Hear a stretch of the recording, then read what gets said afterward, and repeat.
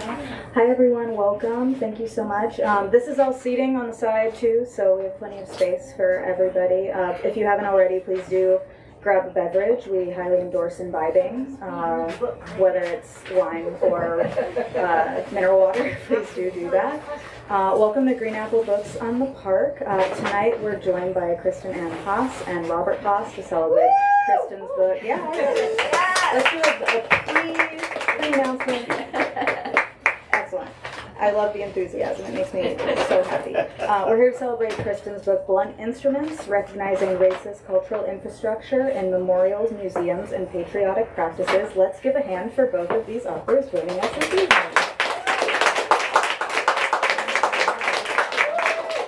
Wonderful. Thank you. I'm so happy to be here with you all. I have very brief business, and then I will turn it over to these two. First, please do check out our event calendar on our website at greenapplebooks.com. We have pretty great programming, but I'm a little biased. But tomorrow we are hosting Ruja Mohasesi, who's going to be joining us to celebrate her acrostic poetry collection, When Your Sky Runs Into Mine. And then on Tuesday, Tina Kane, who is Rhode Island's Poet Laureate, is going to be here celebrating her collection, Year of the Murder Hornet, alongside current and former San Francisco Poet Laureates Tongo Eisen Martin and Kim Shuck. So we have a pretty great event calendar coming up, including this evening's event. So be on the lookout for what we have in store. While masks are not required, we do encourage them. It never hurts. This is a good time to silence your cell phones if you have not already. It's not the end of the world, but it's certainly helpful. And thank you also for purchasing copies of our authors' books this evening from here, the bookstore that is hosting this event. If you have been here before, you've definitely heard me say that when you buy books from us, not only do you support us as an independent bookstore, but you support these authors who put so much work into writing these books, and then you get to have a book. So that might be the best part. So if you are able, we always appreciate it. Thank you so much. Without further ado, I'm going to go ahead and introduce the two people joining us this evening. First, Robert Haas was born here in San Francisco. His poetry includes Time and Materials, for which he received the Pulitzer Prize in 2007 and the National Book Award in 2008.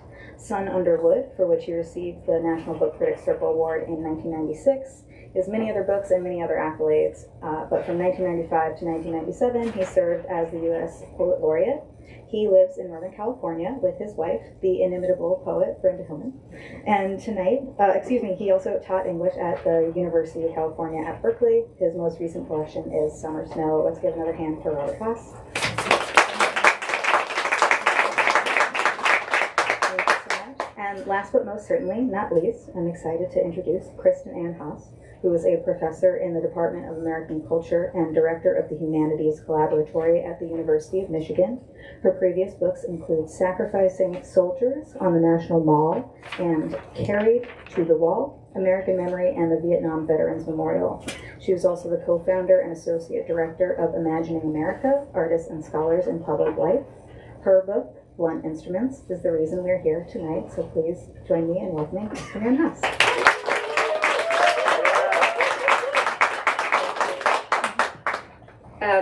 The reason it's Kristin Ann Haas is because when I wrote my first book, the press sent me a form, and it just said first name, middle name, last name, and I'm a rule follower.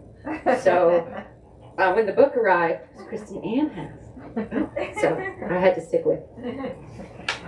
This is such a wonderful, ridiculous, happy. I mean, I'm not going to think about it because I'll get teary. So thank you all for being here. It's incredibly moving to me. And thanks, Pop, for doing it. So I'm going to start just by reading a very little bit from the beginning of the book. And the first couple pages of the introduction, which is titled, White Lies Matter. In March 2021, a group of activists calling themselves White Lies Matter, Inc., stole a heavy stone chair from a cemetery in Selma, Alabama. It was a memorial to Jefferson Davis. The group emailed local media with ransom terms for the memorial's owners, the United Daughters of the Confederacy. They included photographs of a hole being cut into the seat of a clever replica of the chair and promised to use it as a toilet unless the women of the UDC hung a banner on the front of their headquarters in Richmond, Virginia, quoting Assata Shakur. The rulers of this country have always considered their property more important than our lives. The group asked for the banner to hang for 24 hours on Friday, April 9th, 2021, the anniversary of the Confederacy's surrender in the Civil War. Unsurprisingly, the savvy UDC did not take the bait. But White Lies Matter, Inc. was onto something, and the group's wit should not mask its cunning. Its name could hardly be smarter, and it captured something crucial about cultural infrastructure in the United States. The activists successfully called out the power of the ordinary. Memorials in parks, museums visited by school kids, and routine practices of patriotism, for instance, to naturalize simple untruths. In other words, White Lies Matter, Inc. helps us to see in a quick, vivid snapshot that these lies are all around and that they really do matter. Jefferson Davis was the president of the Confederate States for the duration of the war. He was a man who said things like, African slavery, as it exists in the United States, is a moral, a social, and a political blessing. And yet the plaque that stood beside the stolen memorial read, he was the most honest, truest, gentlest, bravest, tenderest, manliest man. There is an undeniable contradiction between believing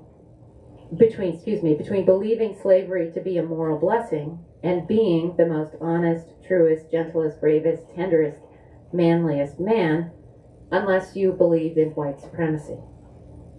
The lie that is implicit in this memorial and in hundreds like it is that it is not an emblem of inequity or violence. The lie is that it is neutral heritage, something the UDC has maintained it can proudly protect in 2021, 2, 3, without being actively racist. The lie is that these memorials are innocent relics of the past. Pat Goodwin, the president of the Selma chapter of the Daughters, claimed to be absolutely devastated by the theft, and in 2021, she had good reason to be worried.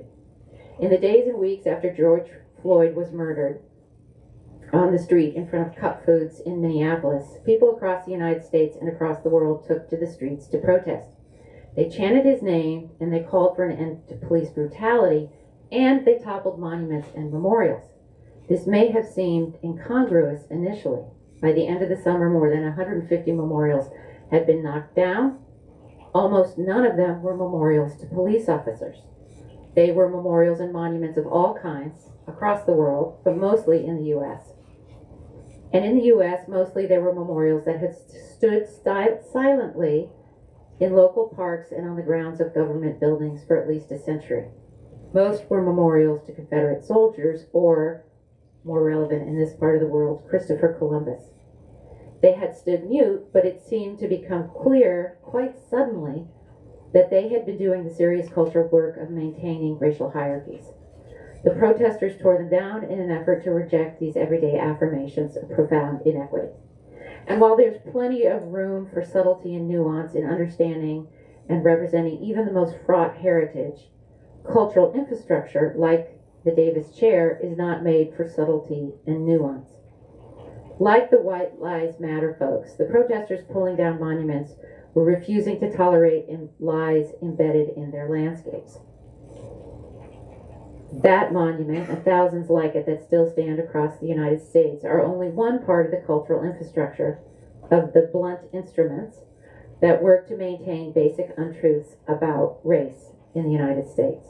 This book is a field guide of sorts to racist cultural infrastructure and is intended to be a tool to help readers identify, contextualize, and name elements in our everyday landscapes that are designed to seem benign and natural, but in fact work tirelessly to tell vital stories about who we are, how we came to be, and who belongs. Wow.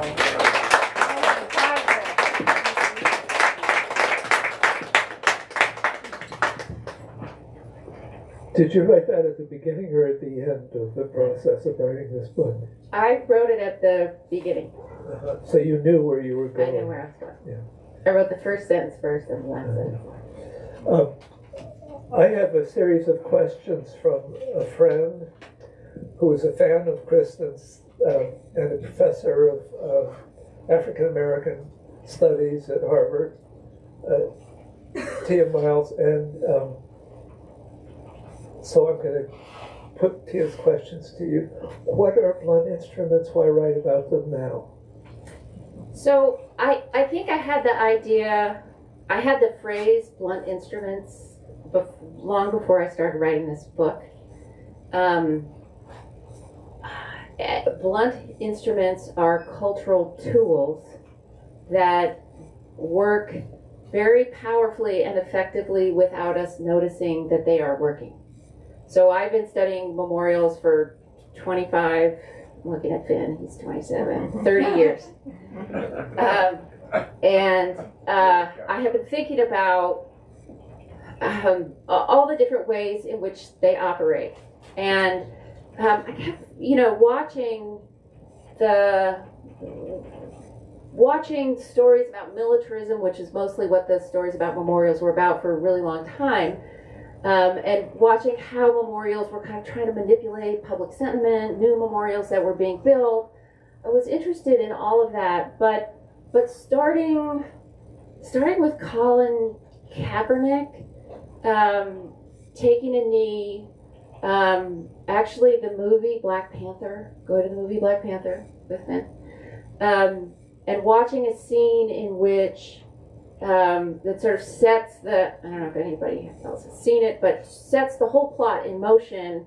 Young person of African descent goes into the British Museum and suggests that the objects in the museum were stolen and that he was going to steal them back. And it sets the whole plot in motion of this Marvel movie.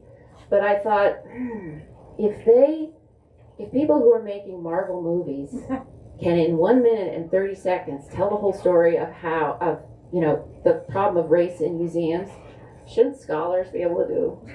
Shouldn't we step up? Watching all the memorials come down, I felt watching people on television, reading the op-eds, feeling like they weren't talking about all these things together, but they also weren't talking about these things as tools that people had used. So, I start the book with that White Lies Inc., and I love it because those poor people, they ended up in jail, but it's a very vivid hit of kind of, okay, this is how it works. But I was hesitant about starting with it because White Lives Matter sounds like you're telling a story of all white people lying all the time. And in fact, we needed the tools. We needed people needed these blunt instruments because people were not in lockstep. Because the people in Selma, Alabama were not convinced that Jefferson Davis was in fact noble. So it became very clear to me that these things were all part of a system and that they were tools. And calling the blunt instruments was a way to get at, they're tools that people in particular times, in particular places, are using to do cultural work, and that they're not surgical tools, right? It's, in a way, it's sort of, duh, right? They're not surgical tools. They work. The kid walking into the museum sees the authority of the museum, sees the sculpture on the outside, gets a message about who he is, what he's going to learn, what matters in his culture, without ever giving it a thought.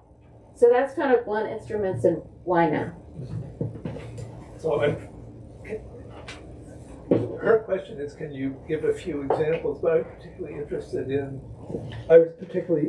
in this place, this time, your sense of the specificity of. Well, the specificity of there's sort of two levels at which that operates. I'm not sure which you mean, but the specificity is very important. People built memorials at particular moments to achieve particular things, And in this moment, the last 5 years, really starting, I think it starts really with the murder of Trayvon Martin, and a sense that of more people trying to get their minds around how the lie is maintained. You know, and that, I mean, going back to, I don't know, being a kid in Berkeley Public Schools, looking around and thinking, oh, right. So the story that the culture is telling me about who matters, you know, it's not true. You know, I mean, really feeling like, so I became, in my whole career, really, I've been thinking about the question of not so much where inequity comes from, but how it gets maintained. And what are the systems that keep, so in this moment, particularly interesting because more people are interested in these kinds of sites and recognizing them as sites where inequity actually gets maintained. I mean, it's very odd that somebody is murdered in Minneapolis and a block from here, people are toppling. And, you know, here, really, Grant, I don't know, would I take down the Grant money? Anyway, but people are toppling monuments all over the place, right? So why now? I mean, I think it has to do with, honestly, you know, the devil's cell phone. Because I think more people are witnessing the inequities and the violence that those inequities produce. And it's harder, I've gotten really interested in the idea of plausible deniability. How much plausible deniability do we have about how complicit we all are in participating in a system? And identifying these in this moment, these kinds of cultural objects as tools, and identifying them as tools that do a particular kind of work produced by people who in their moment really meant for it to do exactly what we think they meant for it to do. It seemed like the right occasion to say, actually, it's not that complicated, you know? And there's a way to sort of break down the stories of monuments, museums, and patriotic practices and see, okay, this isn't too hard to decode, and it's a system that people are interested. So let me show you what I know about how it operates, and this is the right moment to do it. Was that the question you were asking? How did you come to the three categories? I know that from early on you were interested in public places. You and had worked in a museum, so there's public memorials, there's museums as teachers of who we are, I guess. Yeah. And then there's, what are patriotic practices? Right, patriotic practices, saying the Pledge of Allegiance, singing the anthem. So I was first interested in museums just because I went to a party in Washington, D.C., and then I went to an exhibit there and walked into this exhibit, and there was a Klan robe. Oh, you can do that? You know, you can have a critical story that seemed to me just very powerful. And then that got me thinking about museums and the work that museums do, and I worked in museums for a while, and while I was working in a museum, I was on the National Mall. That got me interested in the memorials that I was studying there. And I'd never wanted to be a war guy. I've written 2 books about war memorials, but I was drawn to the memorials because they were sites where people articulated their ideas about what it meant to be part of this culture, what it meant to belong. So when I think and then the patriotic practices piece, I picked those 3 because I think they are the most potent kinds of cultural practices that we all encounter all the time. And especially on the patriotic practices piece, more and more we encounter them. When my daughter was in 3rd grade, she played the rinky-dinkest hockey league. And we would all stand and, you know, sing the anthem in this rinky-dink hockey league, which that's not that is not perpetual. All of these, the sort of secret superpower of all of these things is they convey themselves as neutral and also kind of eternal. And there's a long section of our history in which people singing the anthem at a sporting event would horrify people. People for a long time were very nervous about too much patriotism. It's been a long time since most people were worried about that, but for most of our history, in fact, patriotism scared people. So that's sort of how I came to those three. I mean, partly my personal story, but also I think they are the big elements of the cultural landscape that we encounter all the time that do this work. And they're the tools that people have identified and used. My impression of the book, after the first part that you had just read, was that you went to the memorial to Strom Thurmond, which I thought was a really interesting move. Can you say a word about it? Yeah, so the book is organized, it tries to be very reader-friendly, and I refer to it as a field guide in a way because I wanted people to be able to pop in and out. You don't have to read the whole thing from beginning to end. But it's intended to be a resource. So each section has an introduction, so monuments, museums, patriotic practices.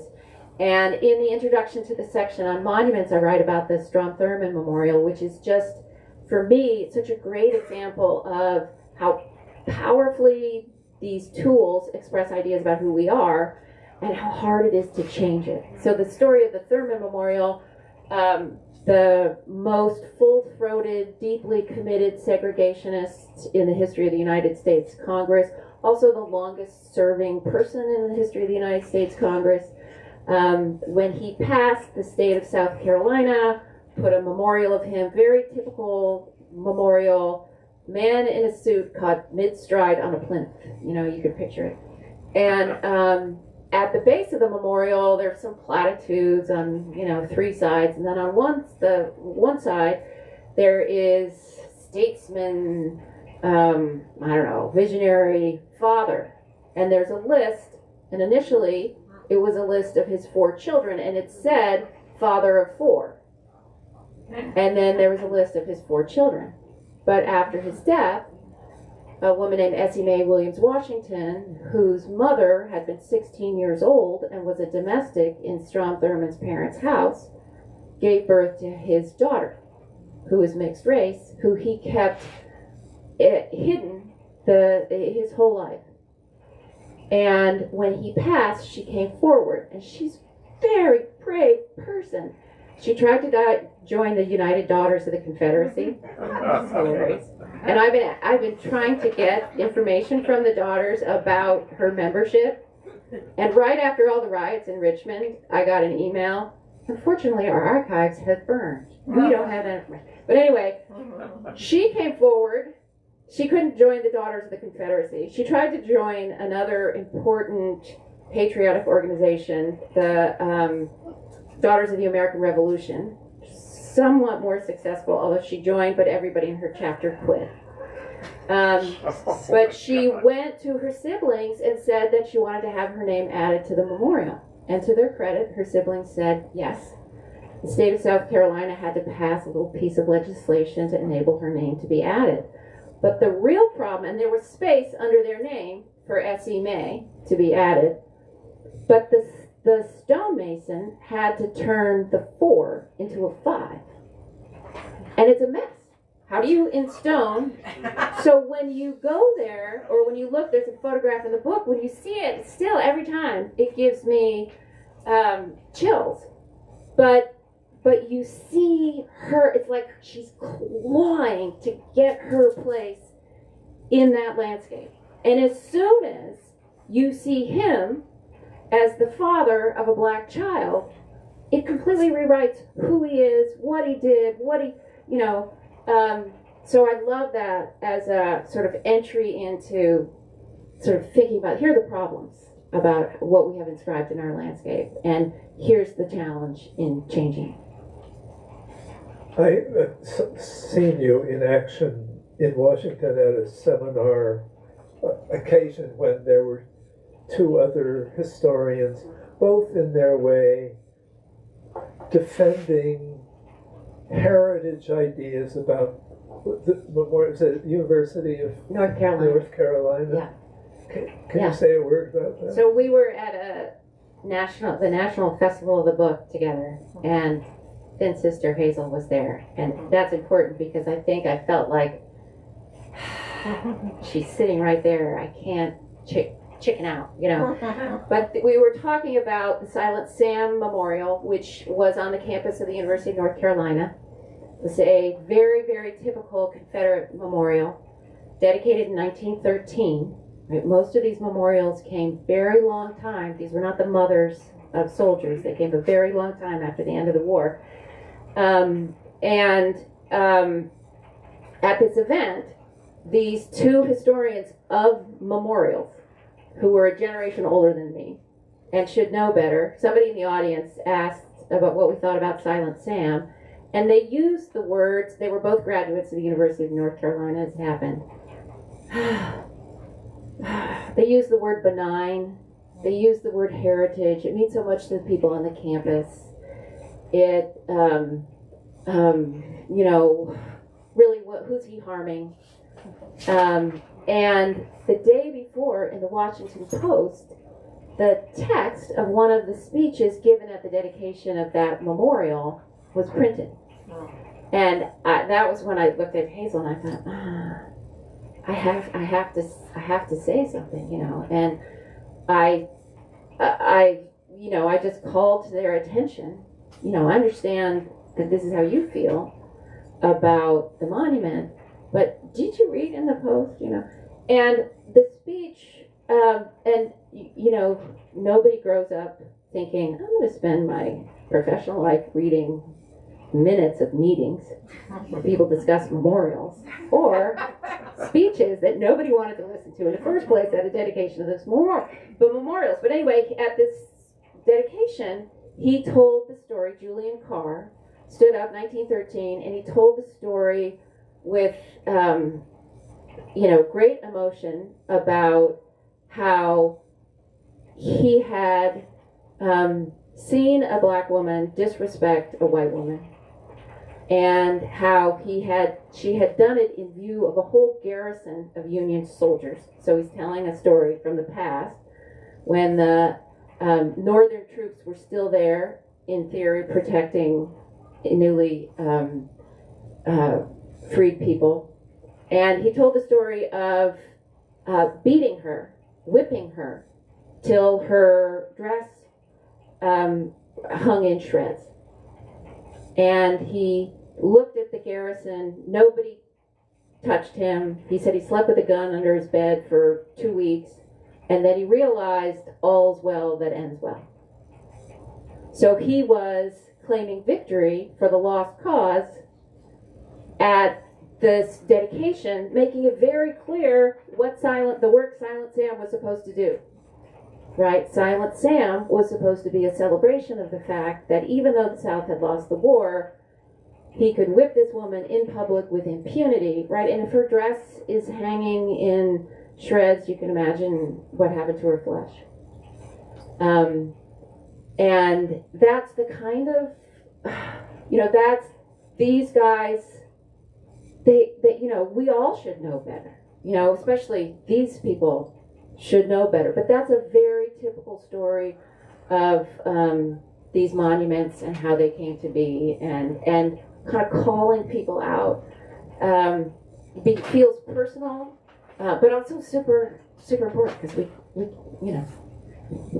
So what's your sense of the fate of the Confederate memorial in this country now? The United Daughters of the Confederacy and the Sons of the Confederacy are, you may not share their politics, but they are geniuses of public relations, and they are very savvy. So the end of the story in North Carolina is that Silent Sam was removed, and the university ended up having to pay the local chapter of the Sons of the Confederacy, $2.5 million and promised to protect the statue somewhere on campus in perpetuity. So Trayvon Martin, through Dylan Roof, through Charlottesville, before George Floyd, these organizations were mobilizing in the South, and there are Confederate monuments in the North too, built in the 50s, late 50s and 60s after Brown v. Board of Education. It's a whole other interesting story. But these people have mobilized to protect these monuments. So a lot of the monuments that came down, there's still a long legal fight to keep them from going back up, because the people for whom these monuments are important were ready for the fight, and they were prepared with local and state laws all over the place. So on the one hand, you know, seems like they've had their day. On the other hand, these people are good at what they do. So you had a kind of formula. You had a kind of formula for how to look at and assess all of these things: the work in museums, the work in public spaces, and the patriotic practices. Which was, when were they? So for each of these objects, I have a series of questions. They're slightly different for each one, but essentially they are: when were they built? And that really matters because a monument, an exhibit, a patriotic practice, they're all more about the moment in which they were made than the moment about which they were made. So when were they made? Who made them? What kind of conventions, familiar conventions, were they drawing on? What are the ways in which, you know, one of the principles of the book is that none of this stuff is neutral ever. So what are the ways that we can sort of unlock that expectation of neutrality? So for each one, I have kind of a list that is intended just to kind of make it easy if you're thinking about a particular cultural object. What are the questions that we need to ask? Okay. And as soon as you see these things as tools, and as soon as you begin to unpack that a little bit, they start to lose their power, right? Which is the point. Tia says, you've made some pretty broad claims about museums. Isn't it tricky, a massive overstatement, to claim that museums are racist? Yes and no. I refer you back to Black Panther. The example that I have for the chapter on the section on museums is the Museum of Natural History in in New York City on Central Park West.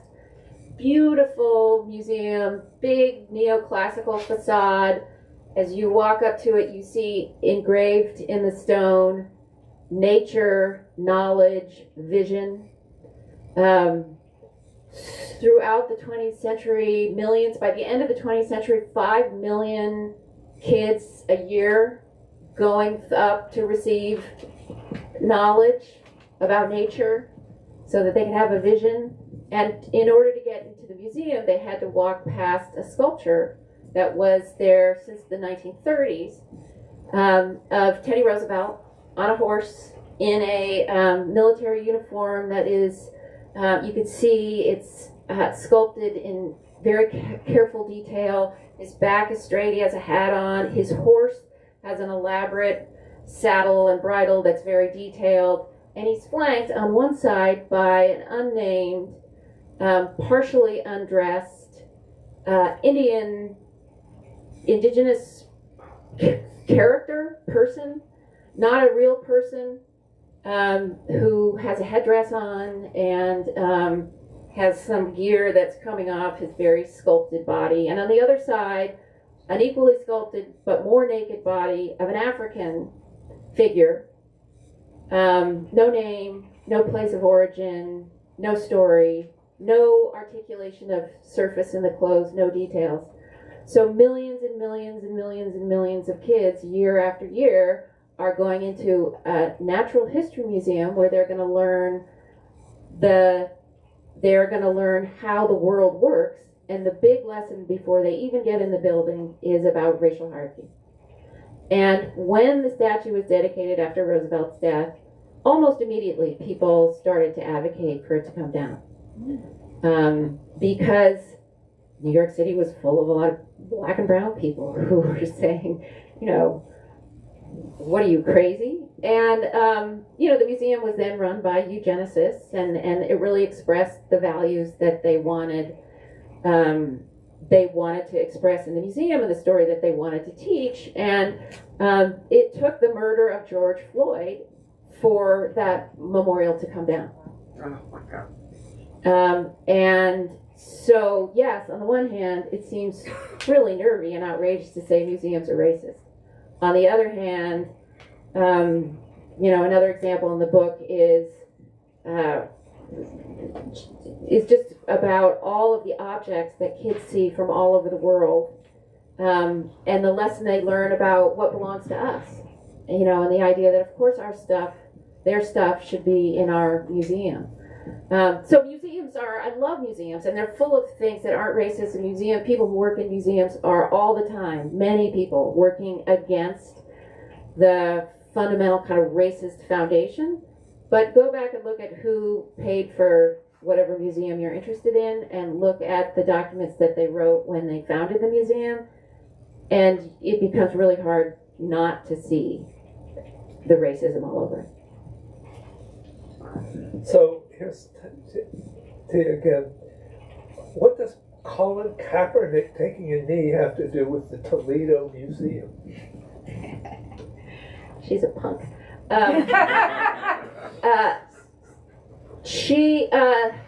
Colin Kaepernick, you know, the answer to the question is those kids are participating in the kind of cultural practice that he was trying to push back against.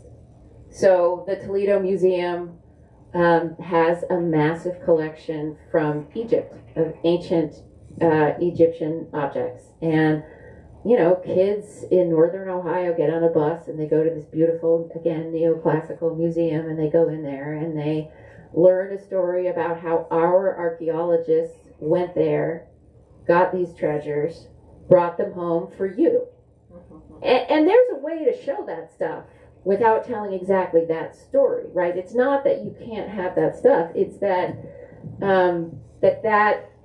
the way that you present it ends up connecting it to Kaepernick and the refusal of these practices. So Kaepernick and patriotic practices. What about singing the Star Spangled Banner at sports events? Yeah. Finn will tell you my knowledge of the National Football League is very limited. But this really interested me, and I started to poke around. And the craziest thing about Kaepernick and the anthem is that, on the one hand, what he was doing was exactly, you know, the same as sort of the people who were tearing down a monument, only in a much, much more respectful way.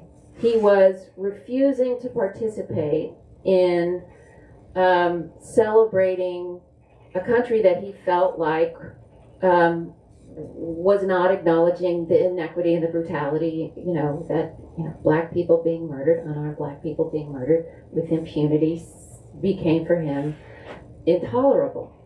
What I learned when I started to poke around was that at the same time that the NFL was losing their mind about Kaepernick, they were in trouble with Congress for taking millions and millions of dollars to pay for all those patriotic events you see on TV. So the Department of Defense, Flake and McCain in 2015 produced a report in which they said, first of all, the Department of Defense has given hundreds of millions of dollars to not just the NFL, but the NBA and the MLB for all of these patriotic activities. And recruitment ads. And recruitment ads, right. And the context is, so before Kaepernick takes a knee in 2009, when the Department of Defense is really kicking up the dollars that they're giving the leagues, the players are required to come out, whereas before they weren't required to participate in the anthem. They are required to come out and participate in the anthem because we're knee deep in Iraq and Afghanistan, and the Department of Defense is never going to be able to come up with a draft for those wars. So they need strategies for recruitment. So, and Kaepernick wasn't protesting recruiting anybody for the military, but he disrupted what the Department of Defense was investing in through the football league. And so people lost their minds. But the hubris of the league to shame him for not being patriotic when they were trotting out these people who were making $23,000 a year to risk their lives in Iraq, and they're taking $100,000 for the 10-minute event. So doesn't make the league look great, and it's a very useful example of, okay, this is a contemporary tool, right? Using the anthem in this way and using these practices in this way is a different use. It's not the same use as the ladies of the Confederacy, but it's still participating in the same system of meaning making and trying to use these practices to instill a particular set of values. And the idea that patriotism and militarism are inseparable became really important for the Department of Defense to try and sell, and for the NFL to protect when Kaepernick took his knee. I don't know if I got lost in that answer. No, not at all. But how do you feel about making people feel guilty about the Star Spangled Banner? Well, the Star Spangled Banner, I mean, I was saying to somebody earlier, one of the interesting things about It's an awful song. yeah, I mean, nobody loves to sing it, but I'm actually, I mean, at the same time that I'm a critic of all this stuff, standing there at the third grade hockey game, I'm conflicted. I mean, I feel it. I'm not immune. And the idea, I mean, the thing about the anthem is there's aspirational language in there.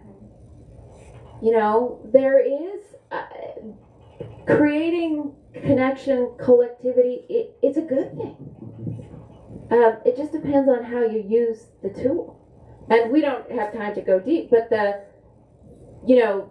when the anthem was written, there was a third verse that was a threat to the enslaved people who chose freedom to fight for the British. That's a real problem.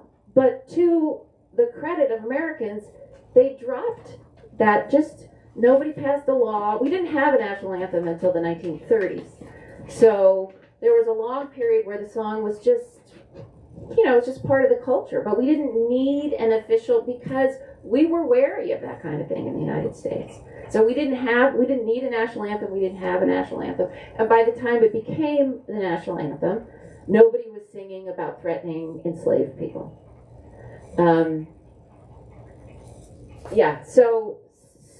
So I don't want to make anybody feel bad about the anthem. I want people to feel bad about the uses to which it gets put. I want to open this to questions, but as people consider how they interact with infrastructure and patriotic practices and their weekends in museums, how might they begin to approach these materials and concepts differently with an eye toward equity? What are you thinking about the future of public infrastructure? Yeah. I think seeing them as tools that are being used is the first step, and that's kind of what I want this book to accomplish. And I did an event like this last week, And there were museum people in the audience, and they asked, well, what do you think? What's the thing that people in museums can do? And my answer to them is the same as it is to that question, which is every piece of infrastructure, it matters. The community that's engaged, it's a local piece by piece process. But I think we rob them of their superpower when we identify them as tools, and that's what I'm trying to do. That answer the question? Yeah. Are there examples of more desirable kind of? Well, I mean, so there are. I end the book with a monument a new memorial that I really love. It's called Rumors of War. It's by a sculptor, Kehinde Wiley.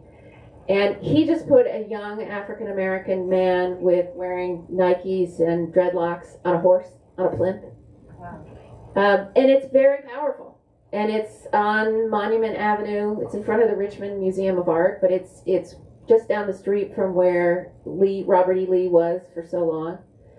And he's looking over his shoulder. It's just a really moving piece of art. And you look at it, and the whole story seems right there. Like, both, you're not expecting to see him on a horse.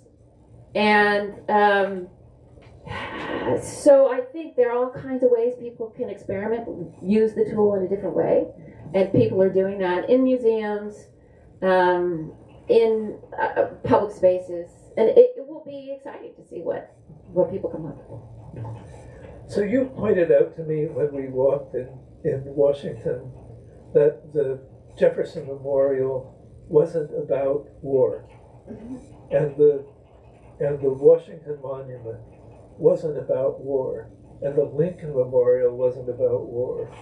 And when you got to Washington and the Vietnam Memorial was going up, that led to many patriotic responses that you wrote about in your first book, well, in both of those books, about the change in our culture from memorials in public spaces that reflect the values of the creation of the American democracy to celebrations of its military might. How did that happen? And how did you come at that subject? So the sort of very brief story of the history of those monuments is building. The first guy who tried to build a monument in the nation's capital suggested a life-size statue of George Washington, and he was fired. Right? This was 1791 because Americans, we were reacting against monarchy. We didn't want to create more of that stuff. So we've had a very kind of back and forth relationship with the kind of monumental architecture and so in DC, as we were approaching the Civil War, people suddenly thought, okay, maybe we could actually use some symbolic cohesion. So they built the tallest structure that anyone had built to date, which is the Washington Monument. And then the memorials that followed were about men who had great ideas about democracy. And then after the Vietnam War, memorials had really gone out of fashion. The ladies stopped building Confederate monuments in the 20s, and pretty much everybody stopped building monuments. They were really out of style. And then after the Vietnam War, patriotism was in tatters. And there were people who felt like, okay, how do we fix this? I know, a memorial is a tool, let's build a memorial. So they built the Vietnam Veterans Memorial. And then that so horrified people in the Department of Defense and other people in the government that they built all of these other memorials in response. So, thank you. We should open to questions.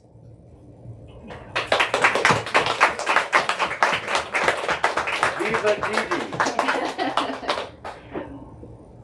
So I have a question. Didi, Kristin, if you're a grandparent and you're taking your grandchildren to Washington for the first time, how would you approach discussing these memorials with a 10-year-old or 11-year-old? I didn't pay Barbara to ask that question. But you are anticipating my next book. So I'm writing a book with my dear beloved friend who might be watching online, Frank Mitchell, that is for 12-year-olds. And it's we are about to celebrate the 250th anniversary of the United States. And in anticipation of that, we are writing a book that is alternative tours for middle schoolers of these places. But if you're a grandparent going with the kids, the sort of, okay, who what's this about? Who built it? When did they build it? And also just asking, what is this trying to tell you? Right? Because kids are actually writing a book for 12-year-olds super hard because they're really smart and they know a lot. But sort of how do you get the information and take them serious, deliver information and take them seriously at the same time? But just sort of identifying whatever the site is as a made thing, for kids and also for all of us. The background is the background, but identifying it as a made thing. What are the ideas that these people wanted you to walk away with? What did they want you to think and feel? And, they'll take it from there. Questions? Comments? I wanted to say I've started reading the book, and for everybody that's watching online, and also for everybody in the audience, buy two. It's a really well organized book, and it's very it's very good at articulating all of those questions and giving a sort of common thread among the three types of public events, monuments, museums, practices that we never think about. It's all in our unconscious. So good job. We don't think, thank you. And we don't think about them as connected. No, and they we are. really So don't. just in case the people listening online did not pick this up, one member of the audience suggests that you buy 2 copies of the book. Shameless. Well, and support the bookstore. Support them. And support your local independent bookstore.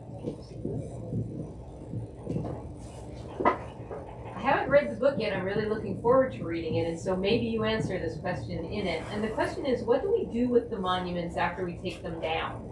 I was in Budapest a few years ago, and they had a giant industrial park filled with all of the Soviet monuments, heads of Stalin, gigantic, like everything was packed into this crazy industrial park. Not fancy at all, Yeah. like not glorified, but it was all there.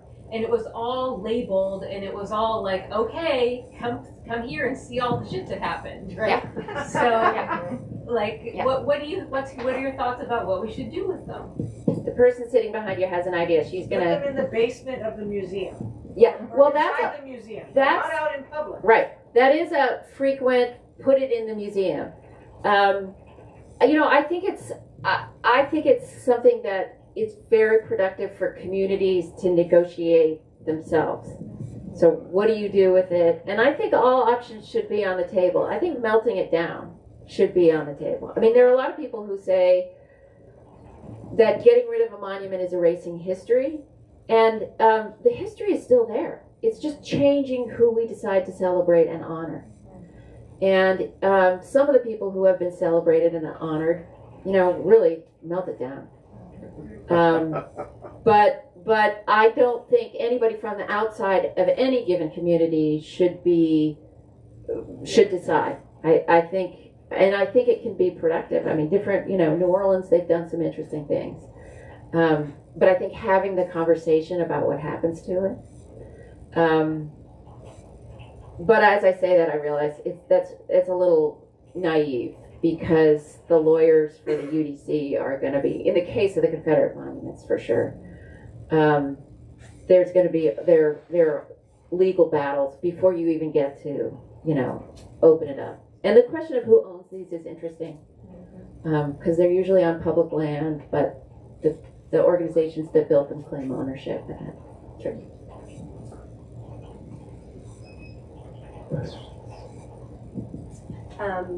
I haven't bought the book yet, but I'm definitely planning to buy multiple copies for the people online. Maybe 5, 10 from my local bookstore. Yeah, my question is about, I'm an organizer around racial and education justice. And one of the strategies that we've really elevated and integrated is around shared story and narrative. So we commission young people and people from communities of color in particular to produce work that we're integrating into the work that we do very explicitly for the reasons that you are naming, Kristin. And so I was thinking about the question that was posed about the trip to Washington and where you would take a young person, a middle schooler, and I guess what your perspectives are, both of them maybe, around the creation of culture in those realms that you were naming, and what that looks like. Because when you're deconstructing story and narrative, you also need to construct story and narrative. And so anything that you want to share about that would be really interesting. I think that's the hardest question, because the thing about these tools is they're blunt instruments and they're very effective as such.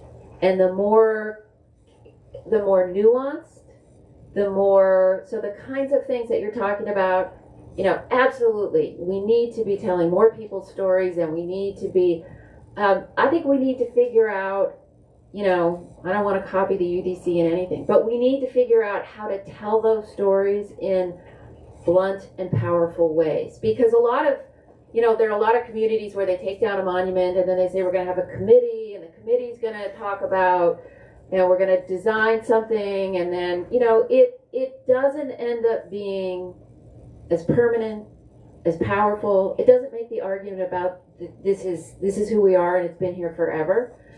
I think asking individual young people to do that is possible, but we have to do it with the frame of reference that we need to figure out kind of how to. It's sort of like the question about how do you make museums less racist? How do you use the power of the form of the piece of art in public space, and add the kind of subtlety and nuance that you're talking about? And I think that's a really hard question to answer. The more the more subtle we get, the less blunt. I don't know, maybe the less powerful. Not that the stories aren't powerful, but the use of the tool. I'm thinking about the companies that bring young people out to places like Washington, D.C. I'm forgetting there's one that a friend of mine worked for, I forget. Close Up, yes. Is there a continued education or tweaking in place for those particular organizations where whatever script was written for these people initially, that there have been edits and accommodations to speak the truth, to speak of multiple perspectives, and I'm just curious. It would be a great that script is. Yes. Repeat the question. Yes. Oh, yeah. So the question is, are the kinds of organizations that take groups of kids to Washington, are they rewriting their scripts for these, how they talk about the memorials and the monuments? I'm sure that they are, but that's the reason I'm writing this next book, is to create a resource for people who are doing that. Because once you know a few things, it becomes easy. And I hope people are doing it. My friend Frank and I do hang out on the mall and give instructions to people that we encounter who are giving the tour. By the way, do you know? It's really interesting that all the public spaces are there to create an idea of the public, and that there are these two narratives tragic narratives at the origin of our country. The one about the treatment of Native peoples and the one about slavery. So those stories are tragic, and you put tragedies in a theater, you put them in public spaces. Well, we like certain kinds of tragedies in public spaces when they have to do with soldiers who sacrificed. But tragedies, you know, the only memorial we have for a very long time to enslaved people was the Memorial of Lincoln, and that was in Washington. It's still there, and it was Lincoln and a newly freed slave. But Lincoln was an individual person standing there fully clothed. Free slave was kneeling, sort of clothed-esque, not an individual person, and sort of, you know, reaching up to Lincoln. So we have not, that's a tragedy that we haven't told in the landscape. Although there is a whole movement of civil rights monuments and museums, and those are institutions, you know, that are really trying to do, and starting in the late 1960s, really in the 1970s, those started to go up to tell a different kind of story. They haven't really made it to the National Mall, but especially in the South, there are a lot of them, and there's some amazing places that are really potent. I just want to just name that I feel like I don't know what it is for human nature. Everybody wants a hero. Everybody wants somebody to look up to, and it's hard. You know, I'm thinking of all these children, you know, watching the lie. It's hard to swallow that somebody that loves you has lied, you know, or you thought loved you has lied. But just the fixation on everybody needs a hero. Yeah. We're fixated on heroes, whether it's a superhero. You want just that desire for somebody to be superhuman and not human. Well, it makes me and think, fallible and imperfect, and things are messy. You know, nobody wants messy. Yeah. You know? It makes me think of the Christopher Columbus memorials, which came down. And the people who put up the Christopher Columbus memorials were hardworking, immigrant Italian Americans who the last thing on their mind was the genocide of indigenous people. And they experienced prejudice and racism, and prejudice because they were Catholic, prejudice because they were swarthy. And their way in was to have a hero, an American hero who was Italian. And in New Haven, they took down the Christopher Columbus statue, and they're putting up a statue of a mom with her suitcase holding the child's hand, you know, the kind of immigrant. And I wonder if it will have the same potency. We'll have to see how they do. Yeah. There are plenty of heroes, good heroes, though. You know, this is the last thing because I think we have to wrap up. But I don't know if anybody has been following the controversy around the Embrace, but there's a new Martin Luther King, Coretta Scott King memorial that was just dedicated in Boston. And it's super interesting because they're if you want a hero, there they are, you know. And it's a relatively young artist who's done a lot of really interesting work, but he created this statue that's their arms without heads or bodies, and people are losing their mind because they want heroes, but they want heroes they want them in a particular way. And this sculptor was trying to say the conventions that have been used to represent white heroes haven't worked for black people. So I'm gonna get rid of that, and I'm gonna give you these people in a different way. And people are talk about melt it down. People are losing their minds, but I think it could become entirely beloved, and you know, because we change how we think about these things. Kristin, thank you so much. Thank you.